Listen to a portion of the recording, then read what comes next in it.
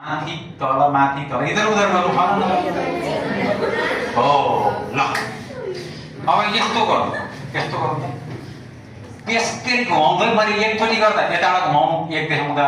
दुई देखाउँदा यताबाट घुमाउनु है ठोकिएला घुमाउनु दुई ओके अब अर्को चाहिँ मैले हेलो भन्दा हाई भन्नु हाई भन्दा हेलो भन्नु ओके सक्दैन